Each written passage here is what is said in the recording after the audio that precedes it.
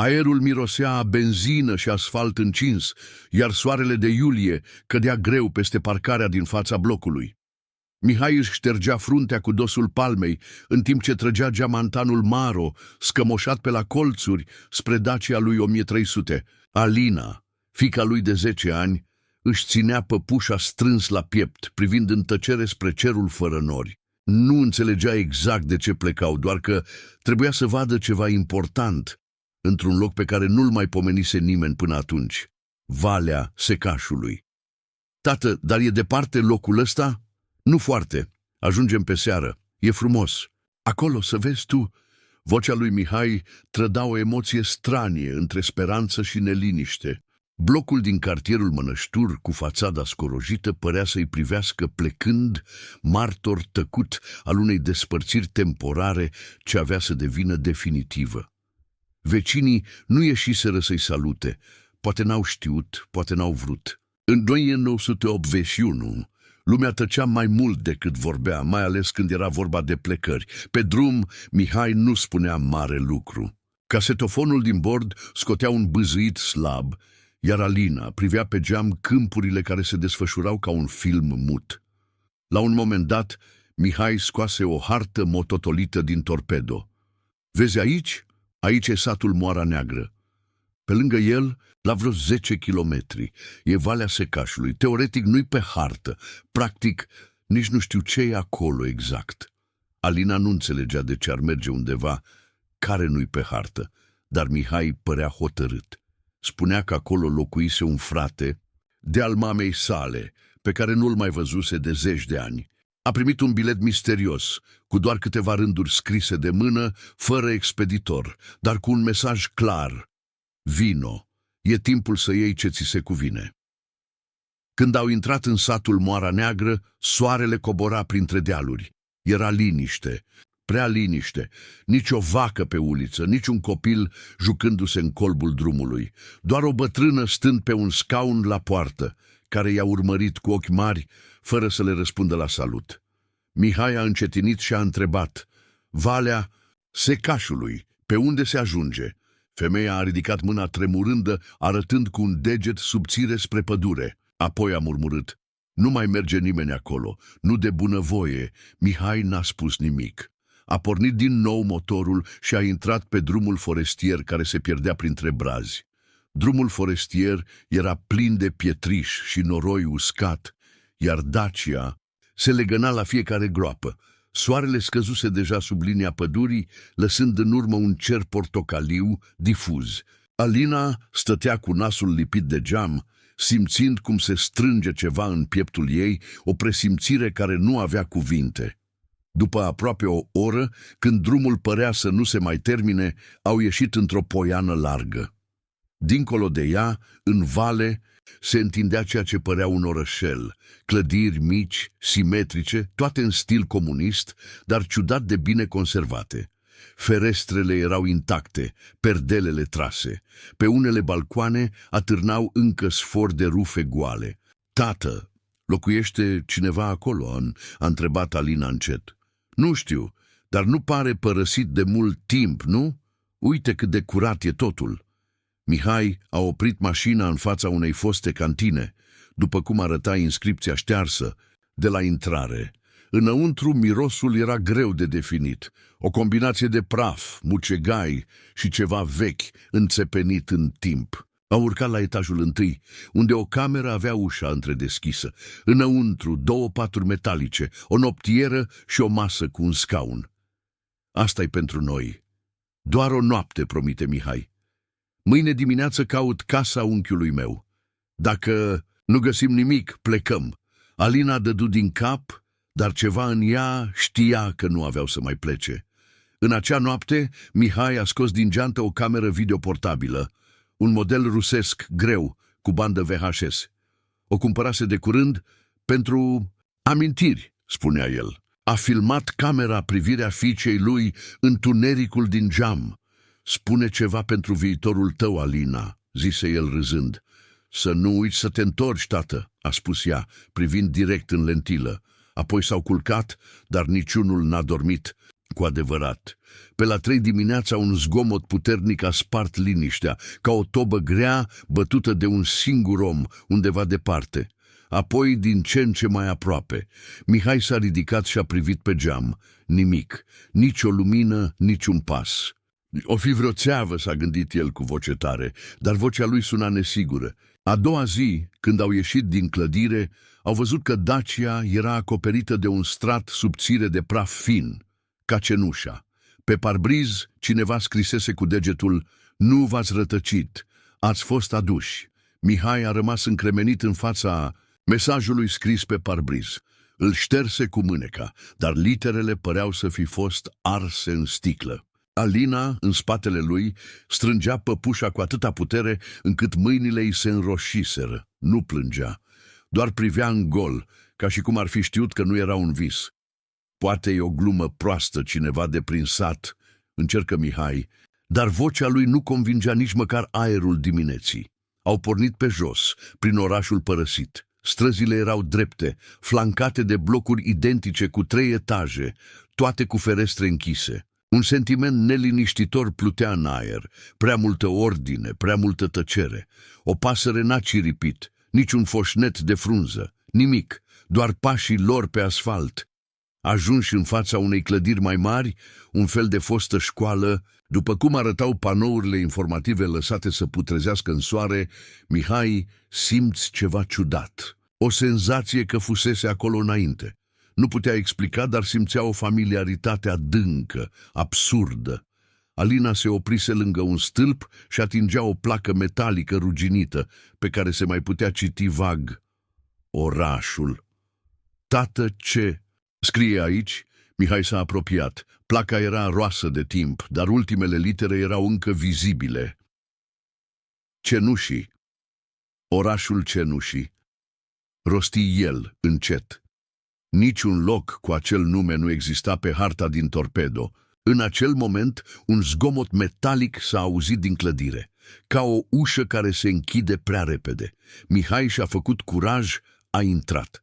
Coridoarele erau pustii, cu pereți pe care încă atârnau portrete de demnitari îngălbeniți, printre care se strecurau crăpături lungi ca niște vene. Într-una din săli găsi o tablă pe care cineva scrisese cu cretă albă: "Adevărul nu e în afară, e aici cu tine." Când s-a întors, Alina nu mai era afară. Inima i-a urcat în gât. A strigat-o. Nimic. A început să alerge pe străzi, să bată în uși, să țipe. Nimeni, niciun răspuns și niciun semn de copil. După aproape o oră, când aproape că își pierduse speranța, o găsi într-o curte dintre blocuri. Se juca în nisip, de parcă nimic nu s-ar fi întâmplat. "Unde ai fost? Te-am căutat peste tot." A venit cineva. "O femeie. Mi-a spus că tu știi deja de ce suntem aici." "Ce femeie?" "N-a spus cum o cheamă, doar că n-o să plecăm până nu-ți amintești." Apoi a dispărut. Mihai se aplecă, o strânse în brațe și simți cum ceva vechi, uitat, începea să se miște în adâncul lui. Un nume, o imagine, un fragment de timp, dar nu putea încă pune degetul pe nimic. După acel episod, Mihai n-a mai vorbit despre plecare. Ceva în el se schimbase. O agitație mocnită îi încorda umerii, iar ochii îi căutau mereu colțurile camerelor, ferestrele, umbrele lungi de pe stradă. Alina, în schimb, părea liniștită, prea liniștită. Se comporta ca și cum locuiau acolo de ani de zile. "Vrei să ne întoarcem acasă?" a întrebat-o Mihai într-o seară, în timp ce ea desena cu un creion pe o foaie găsită în sertar. "Nu încă. Mai trebuie să afli, tată. Mai e ceva." "Ce să aflu? Despre cine vorbești?" "Despre tine." Mihai simțea că pierde controlul realității. Seara începea să filmeze din ce în ce mai des, parcă încercând să lase urme, în caz că nu mai avea să-și amintească nimic. Camerei nu îi se terminase încă bateria, iar caseta părea să țină mai mult decât era normal. Noaptea însă zgomotele reveneau. Nu mai era doar o tobă, erau pași, murmururi, șoapte spuse în dialecte vechi de nedeslușit. Într-una din nopți, Mihai se ridică și ieși din cameră cu camera video în mână. Filmă drumul până la o clădire mai mică, cu o ușă metalică ruginită pe care o deschise cu un scrâșnet asurzitor. Înăuntru, o arhivă veche, fișiere, dosare, jurnale scrise de mână. Pe o etichetă groasă de carton scria relocare voluntară, Suche Cenușii, 1965-1978. Mihai trase un dosar la întâmplare. Primul nume de pe listă era Mihai Ionescu. Simți cum picioarele îi cedează. Acolo erau datele lui, locul nașterii, ocupația, numele părinților, dar anul nașterii era greșit, cu 8 ani mai devreme. Nu se poate, șopți, tremurând. Nu, eu m-am născut în 42, nu în 34. În dosar era o fotografie în alb-negru, el tânăr, alături de un grup de bărbați și femei, în fața aceleiași clădiri în care se afla acum. Avea aceeași față, doar că mai tânără cu aproape 20 de ani. Ce e locul ăsta? Se întrebă cu voce tare. Apoi, pe versoul fotografiei, găsi scris sesiunea finală. După această zi, identitățile vor fi uitate. Așa e mai bine. Mihai se întoarse în cameră cu dosarul sub braț. Alina dormea liniștită, dar în mâinile ei nu mai era păpușa, ci o fotografie identică cu cea din arhivă. Iar în ea, un copil stătea lângă Mihai. Nu era Alina. Era altcineva. Un băiat. Dimineața îi găsi în același loc, dar ceva esențial se schimbase. Mihai nu mai era sigur cine era.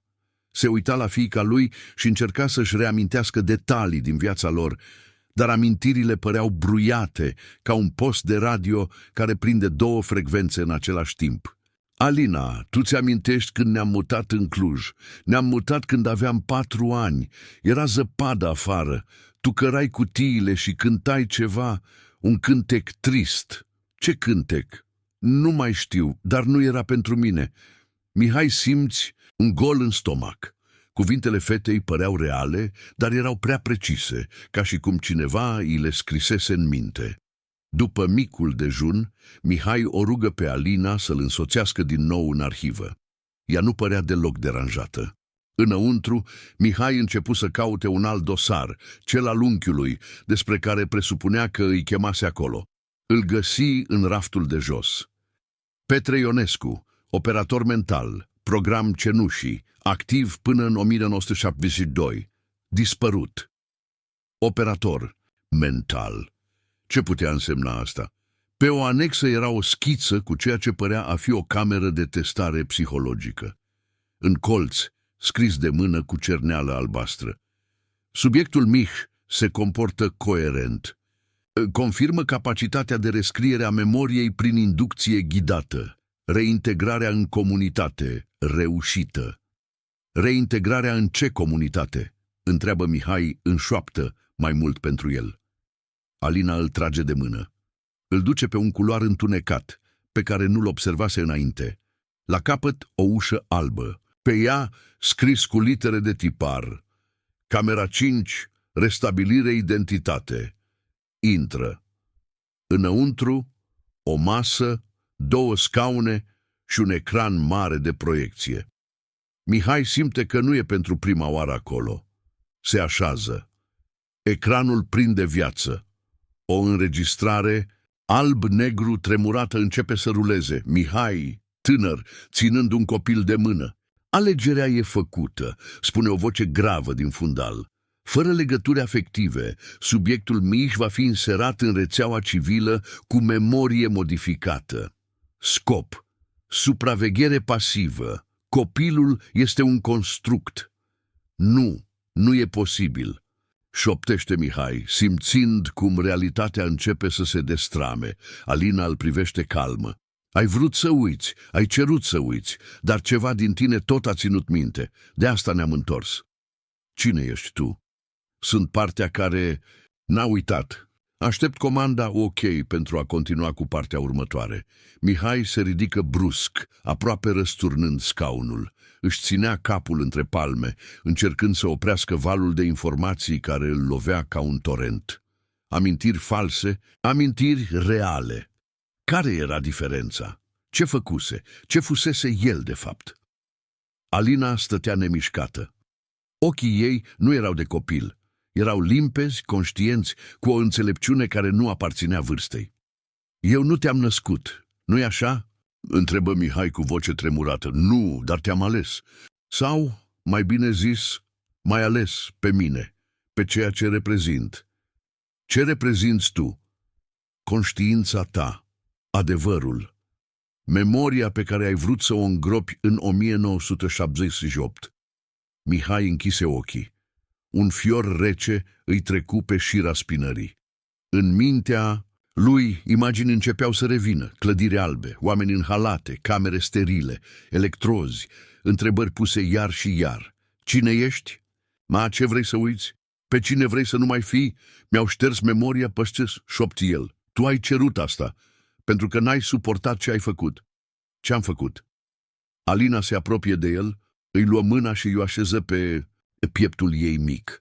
Ai trădat, ai fost parte din proiectul Cenușii, ai înregistrat viețile celor aduși aici, ai decis cine merită să uite și cine nu. Ai fost unul dintre cei buni, dar într-o zi ai văzut ce se întâmpla cu cei care nu cooperau și n-ai mai putut. Ai vrut să fii altcineva. Mihai izbucni într-un plâns mut, cu spatele încovoiat. Pentru prima dată în viață, sau cel puțin în viața de care își amintea, simțea că tot ce știa despre sine era o minciună. Și de ce ne-am întors acum? Pentru că proiectul s-a încheiat. Orașul e gol, dar amintirile sunt vii. Tu ești singurul martor, iar eu... Alina ridică mâna spre camera video pe care Mihai o purta mereu. Eu sunt filmarea. Sunt ceea ce ai lăsat în urmă, în caz că vei avea vreodată curajul să-ți amintești. Mihai privi camera. Lumina roșie clipea, încă înregistra. Apoi, privind din nou spre Alina, văzu cum începe să se estompeze, ca o imagine proiectată pe un ecran care se oprește. Nu pleca, șopti el, dar vocea îi era spartă. Eu n-am fost niciodată aici, tată, dar tu ai fost. Și acum știi. Rămâne doar întrebarea, ce faci cu asta? Când Mihai deschise ochii, era singur. Camera albă dispăruse, la fel și ecranul, la fel și fata. Doar camera video zăcea pe jos, cu banda derulată până la capăt. O ridică, o băgă în geantă și ieși în stradă. Orașul părea mai părăsit ca niciodată. Fiecare clădire era o carcasă goală, fiecare fereastră, o tăcere grea. Păși printre blocuri ca un om trezit dintr-un vis care încă își ține urmele pe piele. Simțea mirosul asfaltului, cald și al mucegaiului de pe ziduri. La marginea orașului, în locul unde lăsase Dacia, mașina încă era acolo. Dar ceva se schimbase, era acoperită complet de praf. Geamurile erau aburite pe dinăuntru, iar în portbagaj un alt dosar. Același scris de mână, aceleași inițiale, MIH, ultimul document, subiect reintegrat, experiența simulată, eșec parțial, recomandare, arhivare definitivă. Mihai se urcă la volan și porni motorul. Incredibil, Dacia porni din prima, fără întârziere, fără zgomotul obișnuit de toba spartă. Parcă era altă mașină. Pe drum, în timp, ce ieșea din pădure, simți cum ceva îl părăsește. O greutate din piept, un gol din ceafă. Gândurile îi se ordonau, dar amintirile începeau iar să pălească. Numele Alina începea să se estompeze. Își amintea o fată, dar nu mai știa cum arăta, nici ce îi spusese. Ajuns în Cluj, parcă totul era neschimbat. Blocul, vecinii, chiar și mirosul scării, doar că în apartamentul lui nimic nu mai părea familiar. Pe pereți, nicio fotografie. În dulap, doar haine de bărbat singur. În sertarul de jos, o casetă VHS și o notă, nu derula. Dacă nu știi ce cauți, nu vei înțelege oricum. O lăsa acolo, timpul trecu. Mihai continuă să trăiască o viață simplă, retrasă. Uneori în vis vedea pădurea, orașul tăcut, o fetiță care îl întreba că ți-ai amintit, dar la trezire totul se risipea. Până într-o zi, 25 de ani mai târziu, când un student la film, Andrei, cumpără o cameră VHS de la un târg din Cluj și banda a început să ruleze. Târgul de vechituri de lângă gară era aglomerat. ca în fiecare duminică dimineață, voci, ecouri, clinchet de metal vechi și strigăte de vânzători. Andrei, student în anul 2 la regie, se plimba printre mese cu mâinile în buzunare și ochii agățați de orice putea spune o poveste. Îi plăcea să caute obiecte cu trecut, camere vechi, fotografii, cărți poștale netrimise. Acolo, între un aparat de radio stricat și o cutie de diapozitive sovietice, o văzu, o cameră VHS vitiaz, cu urme de uzură, dar intactă. Lângă ea, o casetă fără etichetă. Funcționează? Întrebă el. Merge, cred. Sau mergea. Iau cu tot cu casetă. 80 de lei, dacă nu iei, eu dau băiatului din Alba, care mă tot freacă la cap, spuse vânzătorul. Andrei o luă fără să negocieze. Nu era prima pe care o colecționa, dar ceva la ea îl atrăgea. Greutatea? Poate. Sau faptul că obiectivul părea viu. În cămin, în camera lui de la etajul 3, printre rafturi cu casete și afișe cu Bergman și Tarkovski, Andrei conectă camera la televizor. Imaginea se umplu de purici pentru câteva secunde. Apoi, liniște. O cameră filmată static, o încăpere modestă, o voce de bărbat. Spune ceva pentru viitorul tău, Alina. Un copil răspunse privind direct în obiectiv. Să nu uiți să te întorci, tată. Andrei încremeni. Sunetul era slab, dar autentic. Filmarea continuă cu secvențe scurte. O clădire părăsită, o placă ruginită, un bărbat care filmează în timp ce respiră greu, ca și cum fuge sau e urmărit. Apoi o frază rostită clar, cu o disperare cruntă. Dacă cineva găsește asta, nu veniți aici. Nu e doar părăsit, e viu și nu uită. Imaginea se întunecă brusc. Caseta se opri. Andrei simți un fior. Nu era ficțiune, nu era regie. O parte din el, cea care visa la filme care să zguduie realitatea, știa că dăduse peste ceva mare. Următoarea zi, în arhiva bibliotecii județene, ceru o hartă veche. După ore întregi de căutări, găsi un punct vag. Valea Secașului. Zonă restricționată, 1981. Fără detalii. Fără drumuri marcate. În acea noapte visa o pădure densă și o fetiță care îi spunea: "Ți-ai adus camera, atunci ești gata să vezi." Andrei nu era genul care să creadă în coincidențe, nici în fantome, nici în legende urbane. Dar ceea ce văzuse pe acea casetă nu semăna cu nimic din ce studiase sau filmase vreodată. Fiecare cadru părea documentar, dar cu o intensitate care sfida logica. În ziua următoare, Andrei reveni în arhivă, cerând acces la fondurile de dosare închise între 1975 și 1985. Sub pretextul unei lucrări despre istoria satelor dispărute din România comunistă, reuși să consulte câteva dosare obscure. După ore de răsfoit, găsi ceva. O mențiune într-un raport al Inspectoratului Județean Alba, datat august 1981. Titlul: Cazul Ionescu M. și fiica, dispariție fără urmă, zona Valea Secașului. Note marginale cu scris de mână: dosar închis. Ordin de sus, clasificat. Andrei făcu o copie pe furiș a paginii.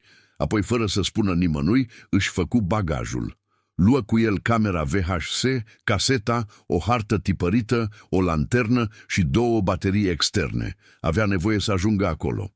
Să vadă ce rămăsese din locul în care un om și o fată se filmaseră pentru ultima dată. Până la Moara Neagră, drumul cu trenul și apoi cu autobuzul fu lung și monoton. În sat găsi exact ce se aștepta: tăcere, case dărăpânate, o bătrână la poartă care îl măsură cu ochi străini. Valea Secașului? Întrebă el. Femeia nu spuse nimic. Doar întinse o mână subțire spre pădure, exact cum făcuse acea bătrână în filmare, cu 25 de ani în urmă. Drumul prin pădure era greu, dar urma indicii vagi, trunchiuri de copaci cu semne, pietre așezate straniu. După aproape 3 ore de mers, poiana se deschise în fața lui. Și acolo era orașul, nu doar ruine, era aproape intact. Clădirile, Deși părăsite, nu erau prăbușite. Geamurile, în mare parte întregi, blocurile identice trasate perfect ca într-un plan urbanistic recent, dar nimeni, nicio ființă, doar liniște. Dumnezeule, șopte Andrei, scoțând camera și începând să filmeze. În timp ce înregistra primele cadre, simți o senzație familiară, dar inexplicabilă, ca și cum fusese deja acolo. Un déjà vu care nu venea din minte, ci din carne. Dintr-un impuls, intră în clădirea de lângă cantină. Urcă scările și ajunse în camera filmată în bandă. Totul era la locul lui. 2 paturi metalice, o noptieră, masa, geamul întredeschis. Pe pervaz, un mesaj scris cu cărbune. Dacă ai găsit camera, nu te opri. Fata te va ghida. Andrei ieși din cameră cu inima bătându-i în gât. Nu se mai simțea ca un explorator curios, ci ca un personaj dintr-un scenariu pe care nu-l scrisese el. Aerul din oraș era greu, deși nu mirosea a nimic anume. Nu putu spune dacă era cald sau rece, doar dens, ca și cum locul însuși avea o respirație. Cu camera pornită, coborî pe strada principală, încercând să reconstituie traseul din filmarea originală. La colțul unei clădiri observă o ușă metalică pe care se ghicise odată o inscripție. Acum, literele abia se distingeau. Camera 5. Restabilire identitate. Andrei împinse ușa. Dincolo de ea întuneric. Lanterna aruncă un fascicul palid peste un coridor scurt. Apoi o altă ușă, albă. O deschise. Înăuntru, aceeași încăpere văzută în film, 2 scaune, o masă, un ecran mare de proiecție pe perete. Dar aici nu era praf. Nu era mucegai. Totul era curat, ordonat, ca și cum cineva venise cu o zi înainte. Pe masă, un dosar. Titlul: Operator Mihș, reintegrare completă sub monitorizare pasivă. Ultimul contact, 1981. În interior, notițe mecanografiate. Numărul unui protocol, SUC-44. Mențiuni despre tehnică de inducție memorie constructivă, element familial ghid și sistem de control afectiv. Fiecare pagină suna ca un amestec de psihologie experimentală, program militar și distopie. Andrei își aprinse reportofonul și începuse să citească cu voce tare. În timp ce rostea frazele, lumina din cameră începu să fluctueze. Apoi, ecranul din perete se aprinse singur. Un chip feminin apăru. Nu era imagine în mișcare. Era o proiecție digitalizată, dar figura era blândă, familiară. O fetiță. Avea aceeași privire ca fata din filmare. Ai venit?" spuse figura. Era vocea Alinei. Andrei, simți că aerul din cameră s-a răcit brusc. Cine ești? Nu e important cine sunt eu. Important e cine a fost el. Iar tu ești aici pentru că ai ales să vezi ce n-a vrut nimeni să mai știe. Mihai, ce a fost el? Martor, complice, victimă. Și până la urmă adevărul. Dar adevărul nu e o poveste liniară, e o spirală. Imaginea se estompă, iar pe ecran apăru o frază: Ultima bandă nu a fost arsă. Căută camera 7. Andrei ieși, înlemnit. Se uita în jur, orașul îmi părea acum mai viu. Un bec pâlpâia într-o clădire alăturată. O perdea se mișcă, deși nu era vânt. Acel loc nu era abandonat. Doar tăcea și îl asculta. Andrei urcă scările clădirii cu becul pâlpâind, cu camera video lipită de ochi și degetul pe butonul de înregistrare. Fiecare pas scârțâia, dar sunetul era înfundat, ca și cum podeaua nu era din lemn, ci din carne.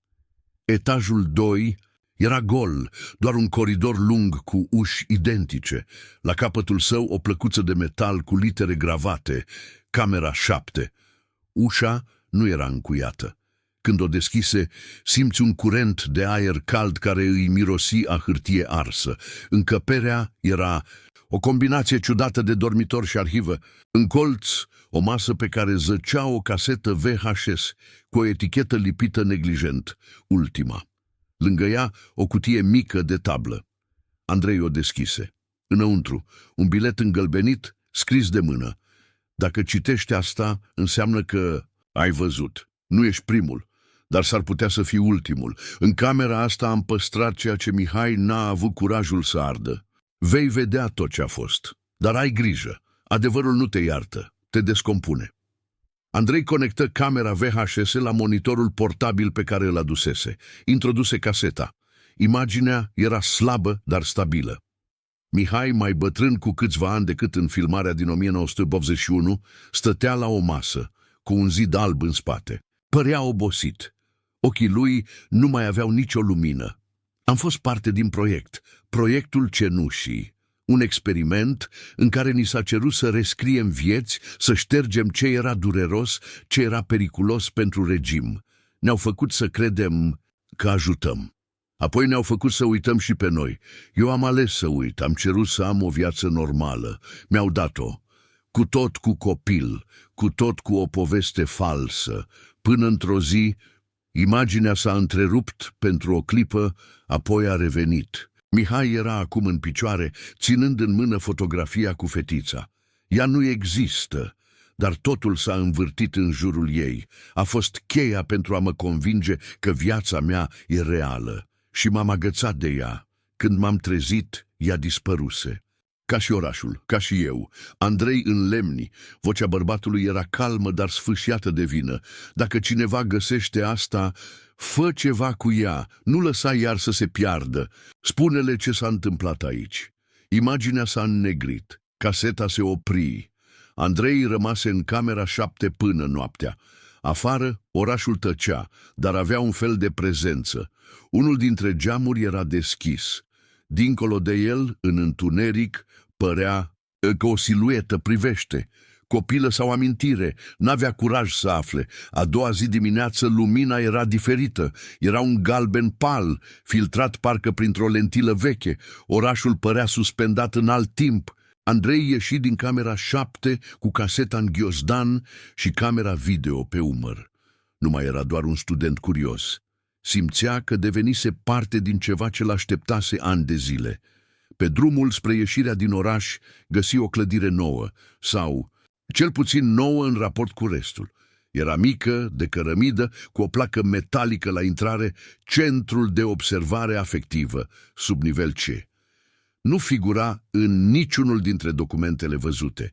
Intră cu reținere. Înăuntru, pereții erau tapetați cu ecrane mici, unele încă funcționale.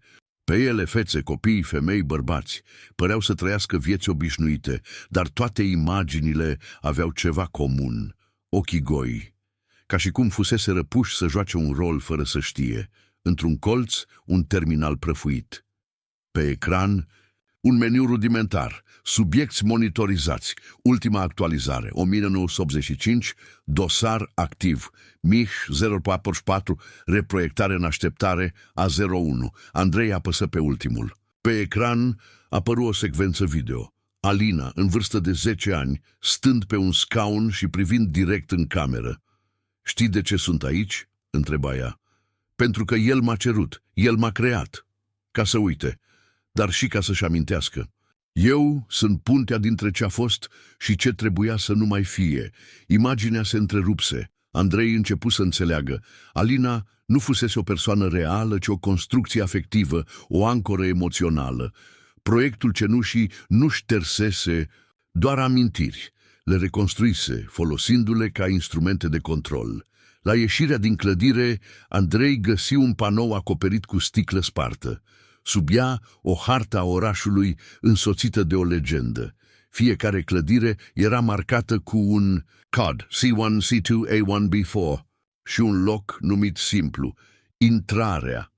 Nu o văzuse la sosire, nu exista pe harta veche, dar acum simțea că trebuie să meargă acolo. Instinctul îi spunea că adevărul complet era în acel loc. Înainte de a pleca, privi înapoi spre clădire. Pe perete cineva scrisese cu cărbune: "Sunt încă aici și tu ești." Andrei urcă o pantă abruptă spre marginea orașului, acolo unde harta indica un punct neobișnuit: intrarea. Nu era marcată ca o clădire obișnuită, ci ca o zonă delimitată, izolată, fără cod numeric. În spatele unui gard rupt și a unor tufe uscate descoperi un tunel din beton, semi-îngropat în pământ, cu o ușă grea de metal, scorojită de rugină, deschise cu greu. Mecanismul scârții ca o respirație adâncă. Înăuntru, întuneric dens, dar nu complet. Pe pereți, tuburi fluorescente tremurau slab, alimentate de o sursă invizibilă. Tunelul cobora adânc, cu pași reci și umezi, ca și cum locul nu fusese vizitat de ani de zile. Pe măsură ce mergea, Andrei simțea cum aerul devenea mai greu, ca și cum locul nu era gol, ci plin de prezențe neștiute. După ce coborâ zeci de trepte, ajunse într-o încăpere circulară, asemănătoare unei capsule. În centru, un scaun metalic conectat la un pupitru de comandă și un panou de sticlă orientat spre tavan. Pe peretele din stânga, o înregistrare rula deja, fără ca el să atingă ceva. Era Mihai, dar nu cel din casetă. Era mult mai bătrân, cu o barbă albă și ochi pierduți. Aici începe totul, spunea el. Aici mi-au implantat povestea. Aici m-au învățat să o cred. Îmi amintesc mirosul fierului, tremuratul mâinilor. Au folosit fetița ca ancoră. Nu era reală, dar pentru mine era totul. Dacă ești aici, înseamnă că ai văzut caseta sau că ai auzit chemarea. Aici se păstrează toți cei care n-au putut pleca. Amintirile noastre s-au încrustat în pereți, în tuburi, în lumină. De aceea nu mai e doar un loc, e o memorie vie. Imaginea se opri. În spatele capsulei, o ușă se deschise automat. Andrei păși dincolo și găsi o sală lungă, plină de rafturi. Pe ele, sute de casete, fiecare cu etichete M23, G02, A13. Unele aveau și nume, altele doar date. Pe ultima etajeră, o casetă diferită, învelită, în hârtie. Scria doar: predă această poveste mai departe. Asta e tot ce putem lăsa. Andrei o luă. Știa ce avea de făcut. Nu putea păstra totul pentru el. Nu era doar un mister, era o mărturie. Una despre cum realitatea poate fi rescrisă, uitată, dar niciodată distrusă complet. Andrei ieși din tunel după ceasuri întregi, sau poate doar minute. Timpul își pierduse coerența acolo jos. Cerul era cenușiu, iar orașul părea mai pustiu ca niciodată. Nu mai auzea nici vântul, nici pașii lui pe asfalt. Doar o liniște absolută, ca într-un spațiu oprit în timp. Pe drumul de întoarcere, în poiană, zări o siluetă. O fetiță, cu părul prins în două codițe, stătea pe o piatră și îl privea. Era imposibil, dar era acolo. Nu mi-ai pus întrebarea, spuse ea calmă. Care întrebare? Dacă sunt reală. Nu cred că mai contează, răspunse Andrei. Ba da, contează, pentru că tot ce e real începe cu întrebarea. Ce ai fost dispus să uiți ca să trăiești în pace? Andrei nu mai zise nimic. Se apropie de ea, dar în clipa în care întinse mâna, fetița se destrămă ușor, ca o reflexie într-o apă tulbure. Când ajunse înapoi în Moara Neagră, lumea părea să-și fi reluat cursul. Autobuzul venea în stație, bătrâna de la poartă Croșeta, ca și cum nimic nu se schimbase în ultimele 48 de ore.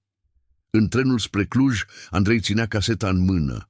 Simțea că e prea mult pentru un singur om, dar și că era singurul care putea da sens acelor imagini.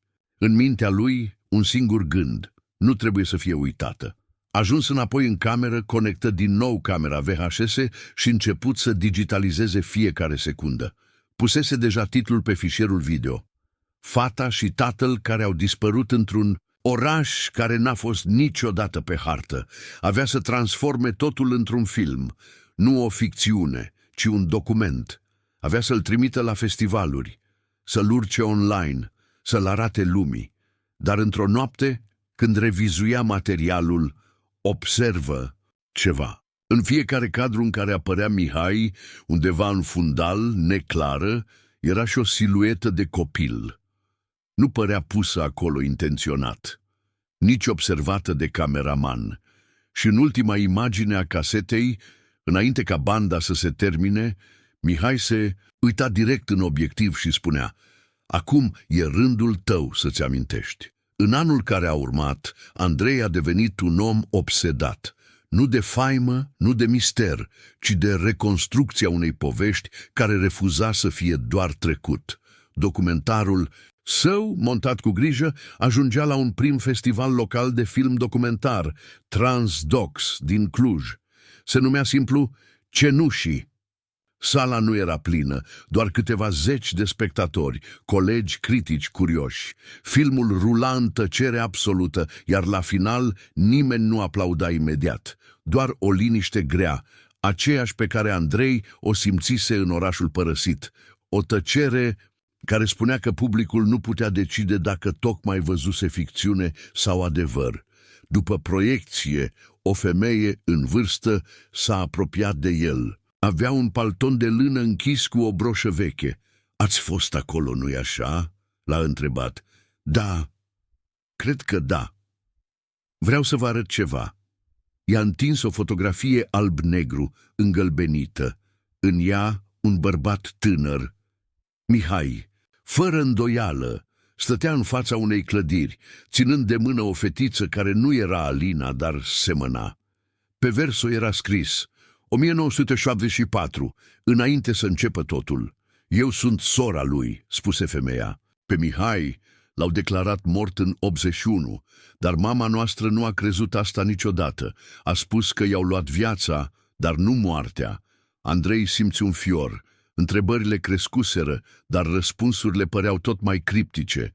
În zilele următoare, filmul începu să circule online. Întâi pe forumuri, apoi pe site-uri de pasionați de conspirații, apoi în ziare obscure. Titlurile erau exagerate: Orașul comunist al experimentelor mentale, Fetița care nu a existat niciodată, Caseta VHS din iad. Andrei nu căuta atenție, dar cineva începuse să-l caute pe el. Primea e-mail-uri anonime cu mesaje criptate. Unele includeau coordonate, altele doar fraze fără context. Suci nu era singurul. Numele tău nu e pe nicio listă, dar e în sistem. Într-o zi, în cutia poștală a găsit un plic cu un document oficial.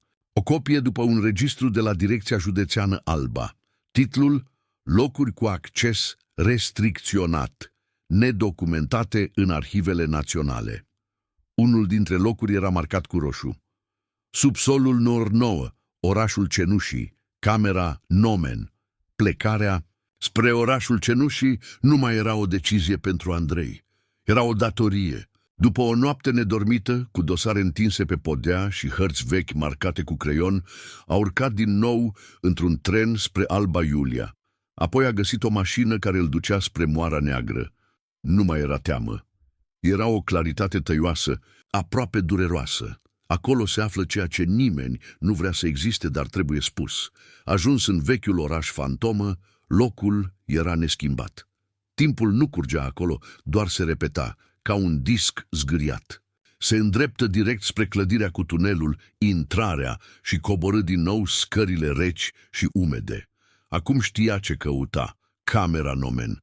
Nu era pe niciuna dintre hărțile din clădirile vechi, dar ghidat de instinct și de documentul, anonim găsi o ușă masivă, acoperită cu panouri de protecție, semnalizată cu un simbol straniu, un cerc cu o linie tăiată în mijloc. Ușa se deschise doar după ce introduse o cartelă lăsată într-un alt plic anonim, primit cu 2 zile înainte. Dincolo de ea, o cameră circulară, perfect albă, iluminată artificial din tavan.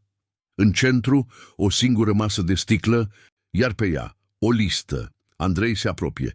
Pe listă, sute de nume, fiecare urmat de un cod, unele cu mențiuni ca reintegrat, respins, dispărut, neconfirmat.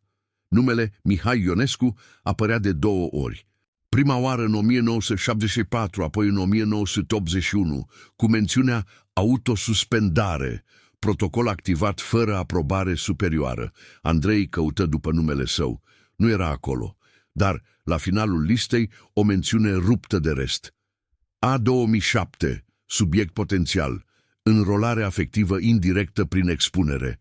Monitorizare pasivă, Inima i-o luă razna. El nu era doar un investigator, era parte din ecuație. Pe peretele din față luminile se stinseră, lăsând un singur fascicul pe un panou unde apăru înscris simplu: dacă vrei să nu devii parte din memorie, trebuie să rămâi martor. Dar martorii nu dorm. Andrei părăsi camera în omen cu pași grei. Nu mai era același om care intrase. Cunoștințele pe care le acumulase nu mai erau simple curiozități sau enigme. Erau părți dintr-un mecanism profund, aproape organic, care îl cuprindea. La suprafață, orașul cenușii nu mai părea părăsit, părea adormit, gata să se trezească. În drum spre centrul vechi, Andrei simți pentru prima dată frica nu ca emoție, ci ca memorie, ca o senzație care nu-i aparținea. În fața unei clădiri joase cu obloane rupte, se opri brusc. Simțea că fusese acolo, nu în această viață, ci într-una care nu mai era a lui. Ușa era întredeschisă. Înăuntru, o încăpere cu tapet decojit și un televizor cu tub catodic, pornit, dar fără semnal. Pe podea, o masă cu hârtii împrăștiate și o casetă audio. Pe etichetă, subiect, Ionescu, sesiune 5, reacție afectivă 83%. Andrei ascultă. Vocea era a lui Mihai, dar mai calmă.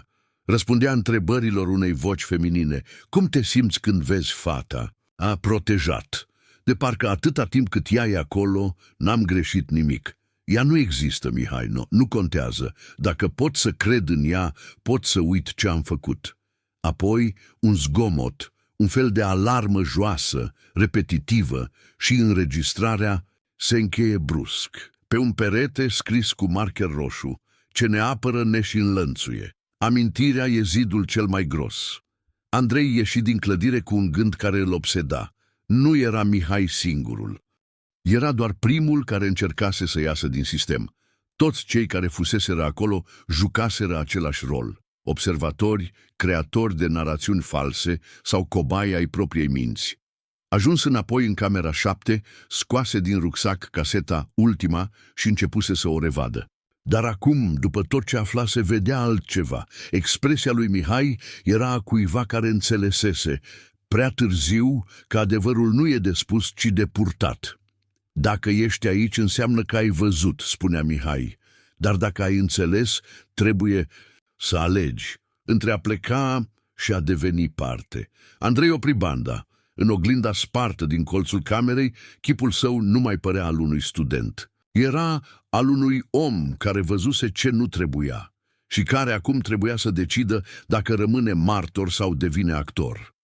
În următoarele zile, Andrei părăsi orașul cenușii pentru prima dată fără sentimentul că fugea. Plecă cu trenul de noapte cu casetele, notițele, fotografiile și zeci de ore de material digitalizat, dar mai ales cu o întrebare care îl măcina constant: cine mai știe? Ajuns în Cluj, începu o cercetare tăcută, dar intensă. Nu mai era vorba despre Mihai.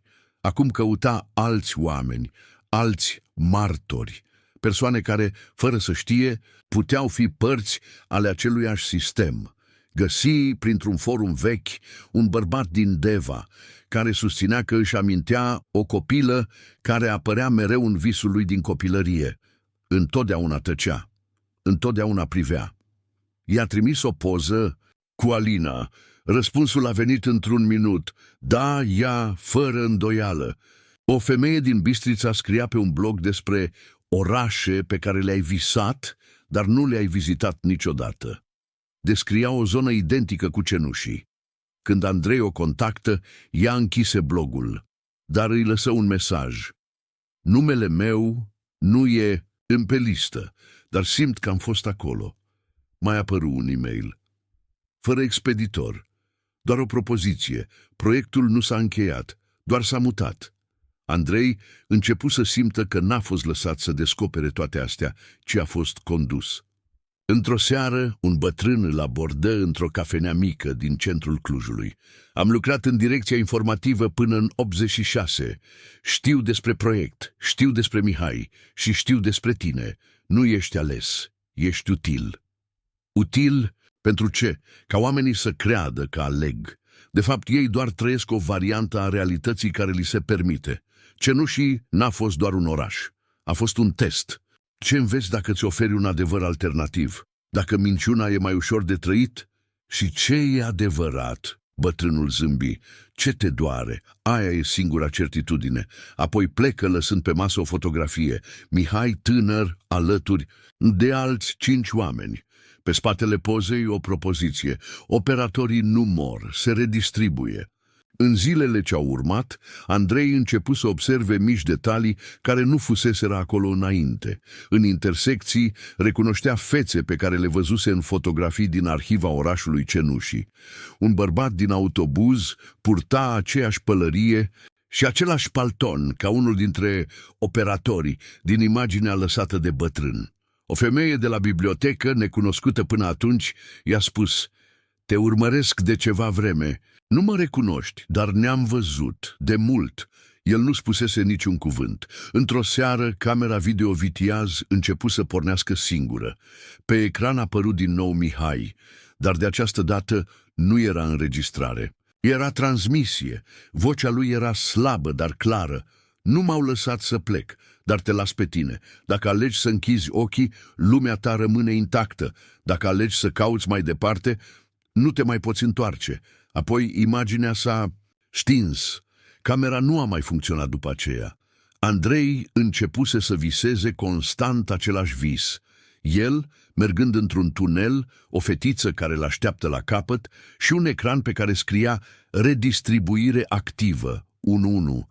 La un moment dat făcu o legătură simplă, dar devastatoare. În documentele găsite, fiecare operator avea un cod. Mich, Gab, Lor, inițiale. Toți fuseseră folosiți. Nimeni nu ieșise din sistem. Privi din nou lista primită în camera Nomen. La final apărea codul AND1, adică el. Era deja parte din proiect și nu fusese întrebat. Începu să refuze invitațiile la festivaluri. Nu mai voia să vorbească despre documentar. Îi era teamă că va fi folosit, că filmul lui nu elibera, ci captiva. Într-o seară rupse toate notițele, aruncă casetele într-un lac, apoi plecă într-un sat din Apuseni, fără telefon, fără internet. Dar într-o dimineață, în cutia poștală a casei în care se ascundea, găsi o singură pagină. Pe ea, scris clar, cu același font ca în camera Nomen, "Redistribuire finalizată. Ești acum un punct de plecare. Următorul va veni la tine." După mesajul din cutia poștală, Andrei știa că timpul neutralității lui se încheiase. A stat zile în tăcere, plimbându-se printre copaci, între pereții reci ai casei din Apuseni. Fiecare zgomot devenea o întrebare. Fiecare față străină întâlnită în sat. Un potențial următor. Într-o dimineață, în fața ușii lui, apăru un băiat de vreo 16 ani. Îl chema Silviu. Spunea că venise să învețe cum se face un documentar. "Mi-a zis cineva că ai făcut un film. Unul, altfel." Andrei nu știa dacă să-l invite sau să fugă, dar chipul băiatului era sincer, sau cel puțin părea. Îl lăsă să intre. În orele ce au urmat, Andrei îi povesti despre cameră, despre oraș, despre Mihai. Îi arătă fragmente digitale, cele pe care nu le ștersese. Silviu asculta atent, fără întrerupere. "De ce nu mai continui?" întrebă el. "Pentru că nu știu dacă mai e povestea mea. Dar dacă ești doar începutul altcuiva." În acea noapte, Andrei găsi în vechiul dulap de lemn o cameră VHS aproape identică cu prima. Nu-și amintea să o fi avut. Pe ea un bilețel, "A doua vedere." E întotdeauna mai clară. A doua zi, Silviu ceru să filmeze. A înregistrat curtea, casa, pădurea. Apoi, fără să-i se spună nimic, îndreptă camera spre Andrei și spuse: "Ce ai vrea să spui celui care va veni după mine?" Andrei ezită, apoi privind direct în lentilă: "Să nu te minți că vrei adevărul, vrei doar să-l suporți și dacă o faci, ai să fii următorul." Silviu opri înregistrarea. Pe banda proaspăt filmată scrise, cu litere mici, dar clare, AND 2.0, transfer început. În acea noapte, Andrei visă că orașul Cenușii era acum plin, nu cu oameni, ci cu reflexii. oameni care trăiau în versiuni diferite ale aceluiași trecut, fiecare convins că a descoperit un adevăr unic, și în centrul lor o fetiță cu o cameră în mână care filma totul. Primăvara târzie cobora peste munți. Lumina era caldă, dar Andrei nu mai simțea confort în nimic familiar. Lumea exterioară se schimbase subtil. Oamenii păreau mai tăcuți, copacii mai nemișcați, iar cerul mai plat. Nu era paranoia. Era o conștiență adâncă a faptului că devenise o piesă într-un joc de care nu fusese conștient niciodată. Silviu venea în fiecare zi, filma obsesiv. Monta ore întregi de cadre aparent banale, ferestre, drumuri, chipuri, zâmbete false. Când Andrei îl întrebă de ce filmează totul, răspunsul îl înfioră. Pentru că vreau să construiesc o memorie care nu se poate șterge. Într-o seară, Andrei găsi camera VHS veche pornită. Pe ea un singur fișier video recent înregistrat cu titlul Reset And. Îl redeschise. Imaginea era alb-negru.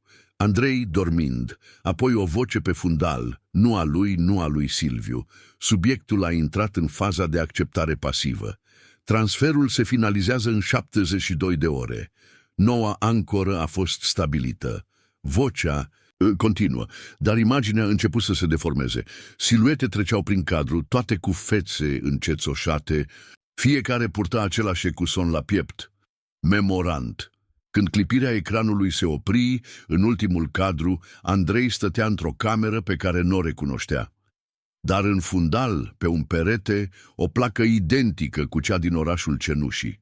Adevărul este forma cea mai stabilă de control. O alarmă slabă sună din camera vecină. Silviu intră și opri ecranul. Îi zâmbi calm, ai fost parte din el tot timpul. Dar acum e rândul tău să distribui. Andrei nu mai răspunse. Doar ridică ochii și spuse încet, nu mai... Sunt sigur cine sunt. Silviu în cuvință, liniștit. Asta înseamnă că sistemul funcționează. Anul 2008 începu fără graniță clară pentru Andrei. Nu mai exista separație între zi și noapte, între vis și realitate. Locuia încă în satul din Apuseni, dar în mintea lui era tot în orașul Cenușii. Sau mai rău, orașul era acum în el. Zilele treceau într-o rutină aleasă de altcineva. Dimineața, Silviu monta. După amiaza, mergeau să filmeze cadre pentru memorie. Seara, revizuiau benzi, sortau sunete, marcau expresii. Ce film facem?"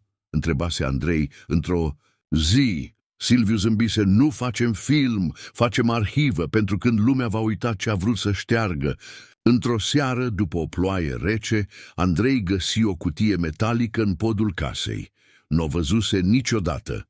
În ea o fotografie. El, Mihai și Alina, stând într-o poziție imposibilă, pentru că, teoretic, nu se cunoscuseră niciodată. Pe spatele pozei, o singură memorie, multipli purtători. Atunci înțelese, el nu fusese doar martor, fusese container. Toate vocile, toate imaginile, toate benzile nu fuseseră colectate, fuseseră stocate în el. Camera VHS începu să vibreze singură. Pe ecranul mic un mesaj, eliberare programată, reproiecție activă în 24h. Îi era teamă să doarmă, dar adormi și visă. Orașul era acum viu. În fiecare clădire, o copie a lui însuși trăia o viață ușor diferită. Într-o variantă era tatăl Alinei, în altă variantă era Mihai, într-una era doar un copil, ținând o cameră în mână, filmându-și propria dispariție. La trezire găsi în camera de jos o masă pregătită, 2 camere video, 6 casete, un microfon, un scaun, o lumină. Silviu stătea lângă tot și spunea doar atât. E timpul să o spui, nu pentru public, pentru sistem, să știe că n-a reușit. Andrei se așeză, apăsă record și începu să vorbească. Camera înregistra fără pauză. Andrei nu citea un text, nu avea un plan, dar fiecare cuvânt părea așteptat. Pe măsură ce vorbea, vocea îi se schimba. Uneori era calmă, alteori tremura.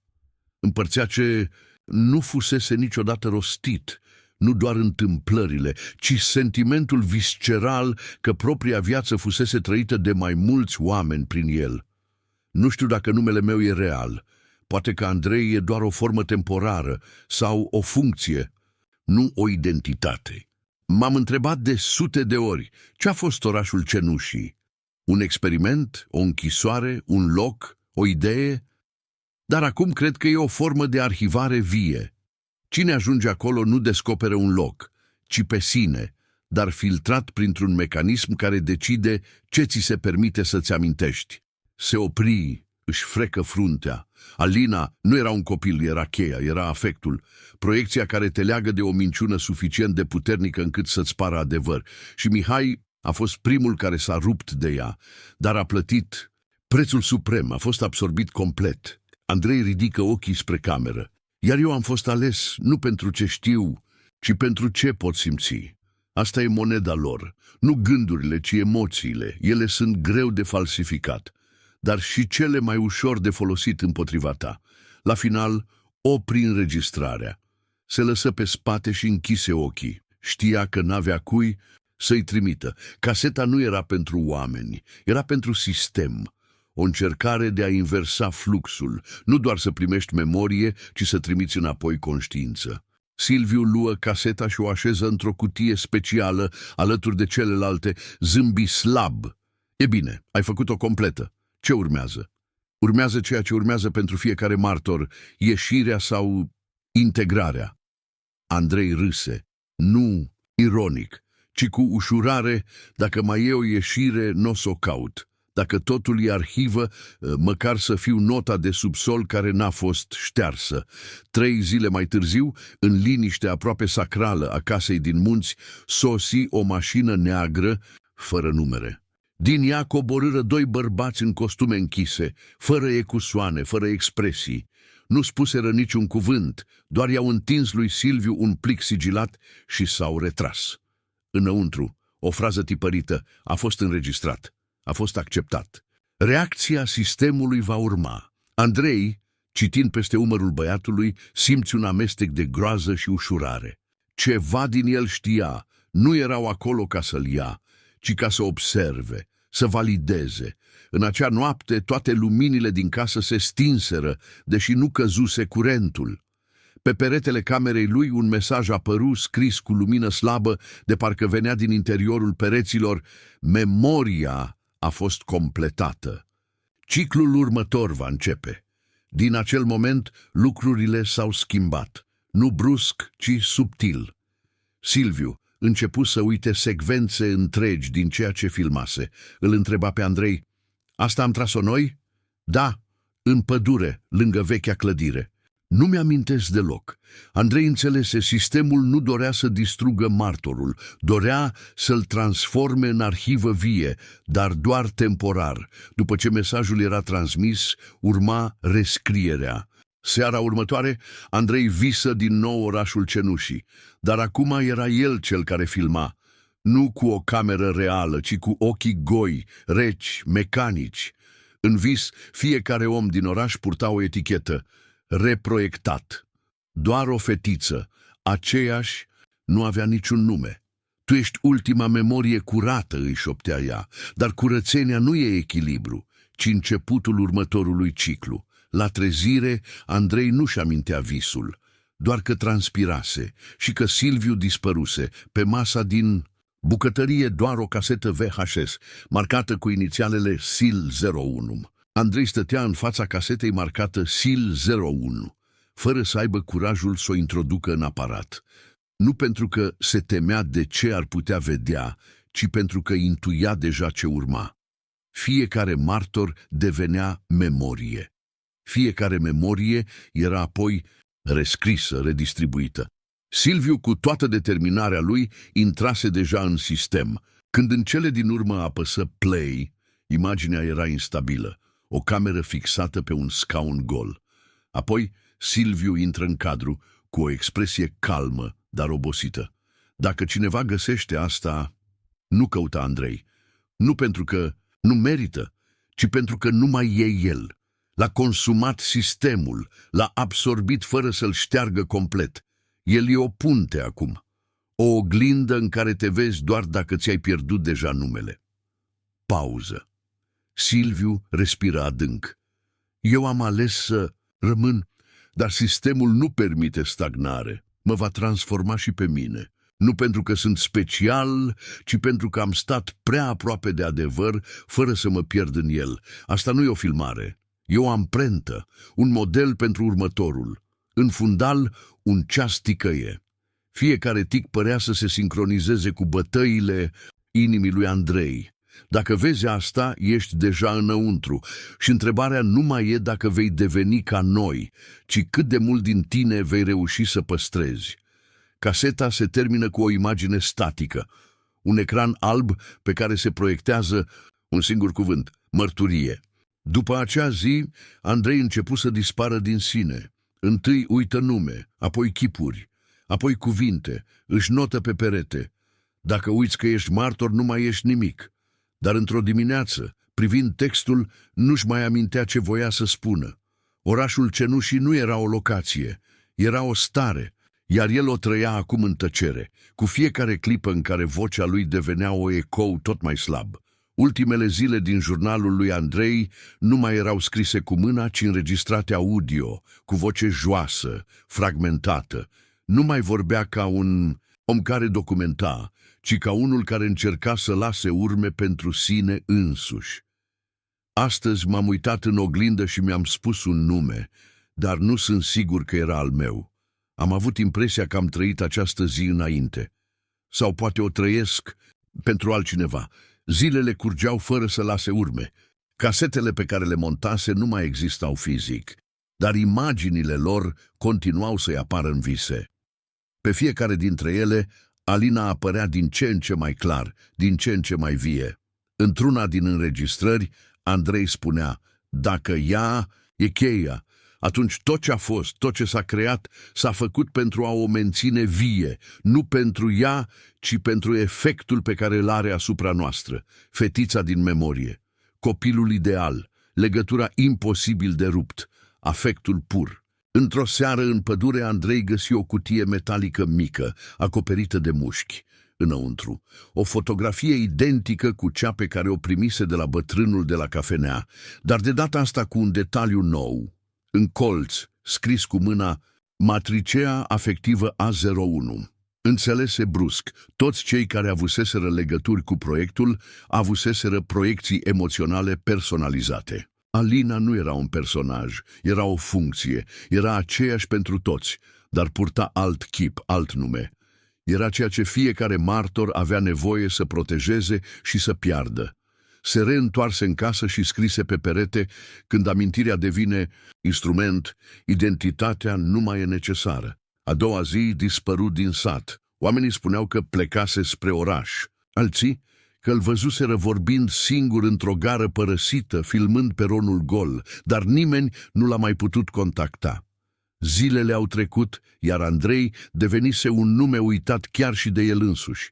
Fiecare cameră în care intra simțea cum propria identitate se dilua.